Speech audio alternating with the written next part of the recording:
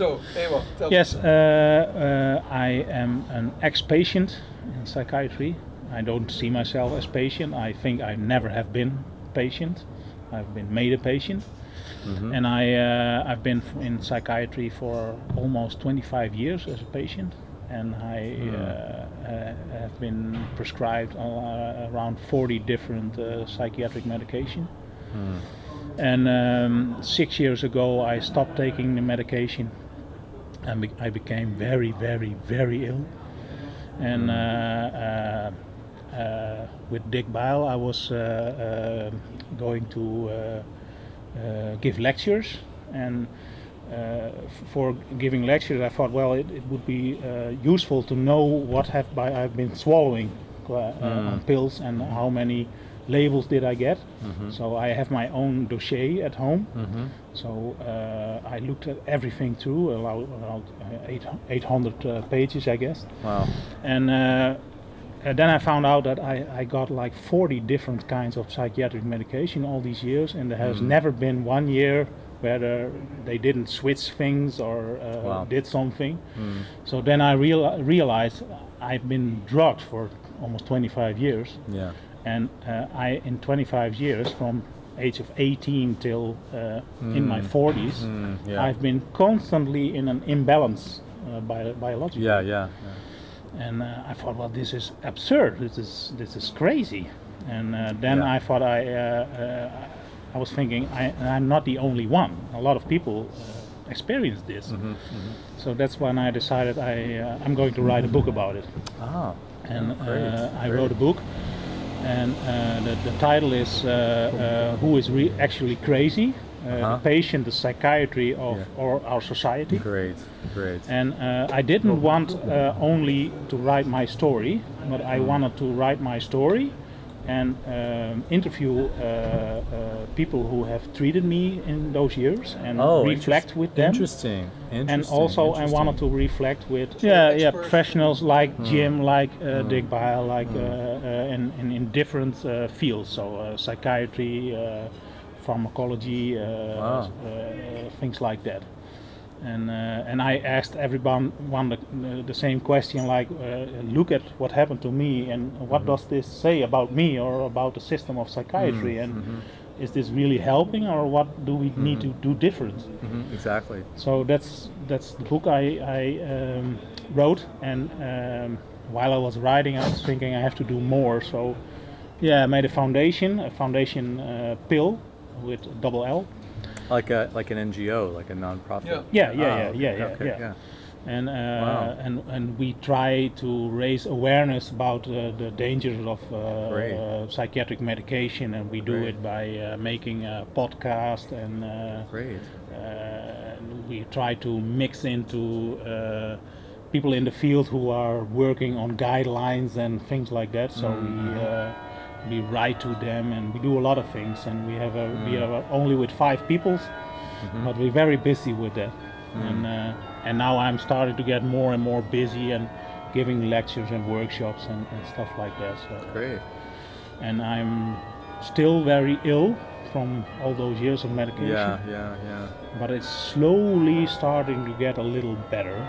So and now I especially try to raise awareness of the problems that people can experience when they come off medications after long years. And that it's not only a medical problem in the sense that we have to help people come off the medication with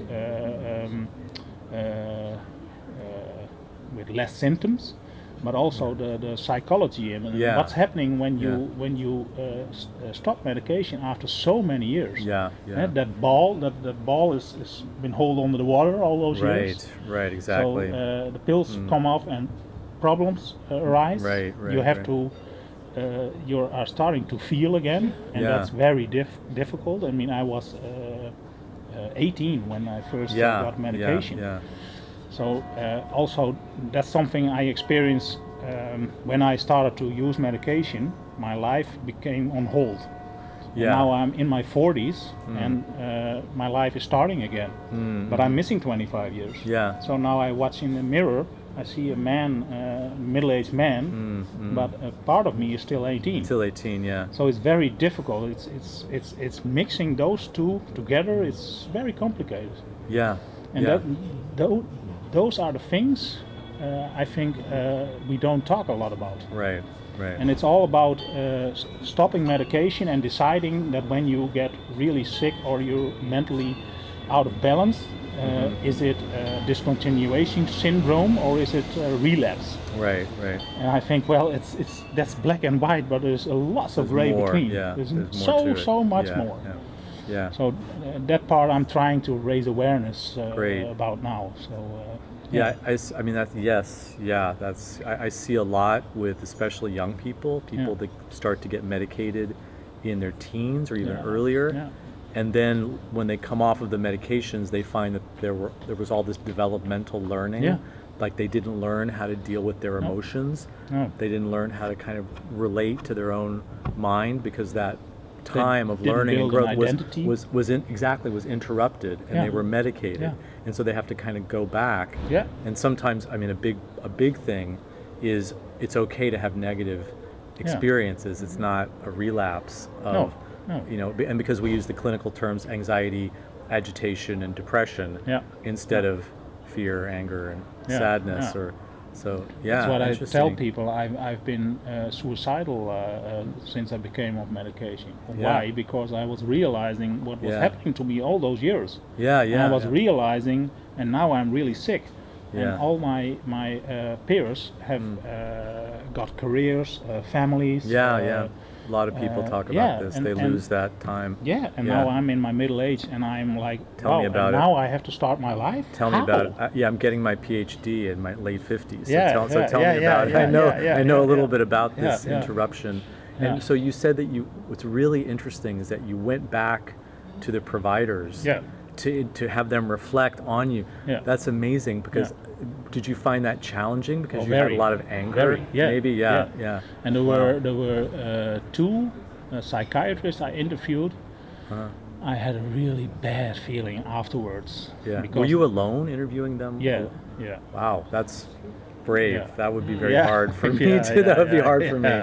To do. Well, you know, I've been in trauma therapy, and I know when I went to a psychologist, the first thing I said, I have everything in me to be a really angry and bitter man, but I choose not to. I don't want that because if I allow that to happen, then my past is I'm getting captured by my past. It's gonna be my future too. And I don't want that. I want love and softness and connect with who I was as a child. Beautiful. But I find it very, very challenging. Very challenging. So it's just but what's in that? You said it's a choice just to not be that bitter person. How do you make? Because a lot of people aren't able to make such a easy choice to do that. Actually, it's my grandmother. She is not alive anymore. But she was a very warm woman,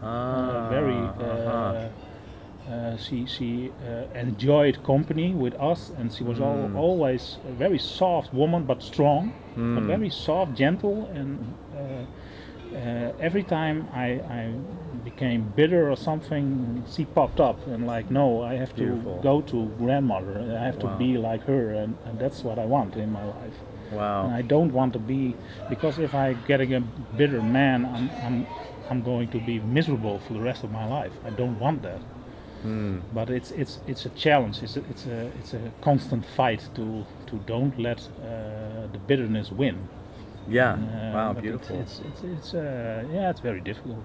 Did you have any of these providers that you went back to? Did you have any of them tell you, oh, you need to be back on medication, you shouldn't be off the medication? No. And it was one. Great. The reason I asked that is because I've talked with a couple of people who did have that experience, that they go back and they say, look, like I have a friend who she had a very explosive, very difficult experience that was diagnosed bipolar, and she was put on lithium when she was 16.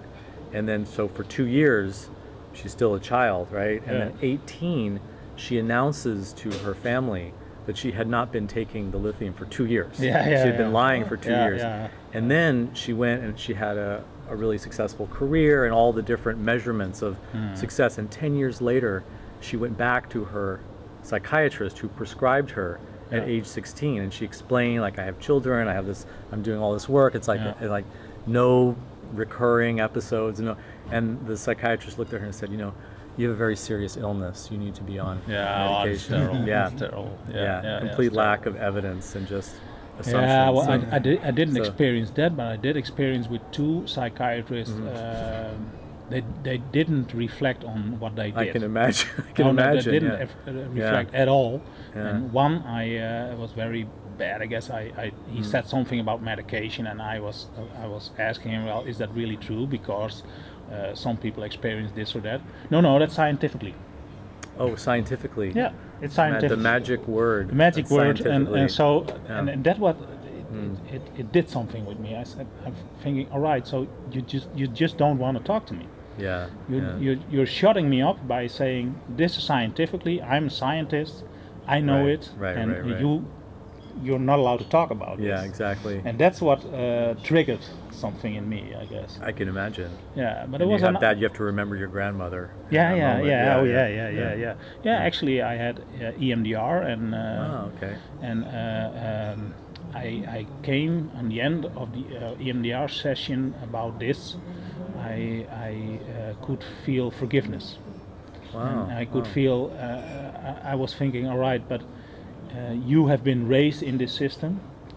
You are believing this nonsense, but you believe it. Yeah. And actually, I think you don't know better than this. Right. It's actually sad. And I also thought, well, this one psychiatrist, she called herself a biological psychiatrist, and she's been hurting me a lot for like 10 years. But I thought about it. She's now with pension. But I thought about it. What if she would now recognize that what she has done all her career is huge. Most probably she has been damaged lots of people. Yeah. How can she live with herself? It's too big. Too big of a thing for a lot of people. It's too big. She has to maintain her idea that she has done good. Right. So it's a very difficult to raise awareness, and so I also understand that side of it all, but it makes it really complex. Yeah, really complex. That's really encouraging that so many of the professionals were willing to reflect. Yeah, there was one guy who was really good, because when I was like 10-15 years in psychiatry, there were a lot of switches in medication. It completely knocked me off the rails, so I was committed in a psychiatric hospital then. And there was a psychiatrist. He said, you shouldn't take all this medication. They're not helping you. And I was told like 10-15 years I couldn't make it without medication. And he said, no, you shouldn't take it anymore.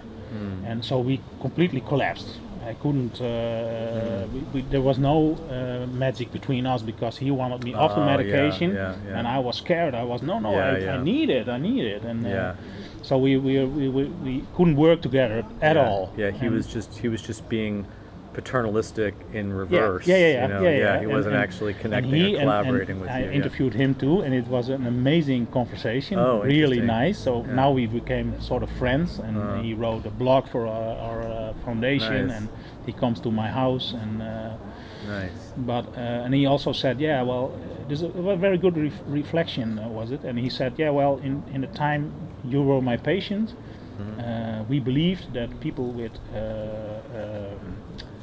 personality disorders, you shouldn't argue with them because they're manipulative, and so you should just tell them, no, this is what we're going to do. And he reflected on that. He said, and now I know that's bullshit. But so that was the diagnosis that was justifying. It was somewhere in my files that I had a usually it's differential, and they say either you have a personality disorder or you have a thought disorder or a mood disorder. Oh, I had it all. You had it all. Yeah, no, I know. That's absolutely. Yeah. Wow, that's really super interesting. Congratulations on where you're at. With it, did any of them apologize to you? No. None of them apologized. No. Oh.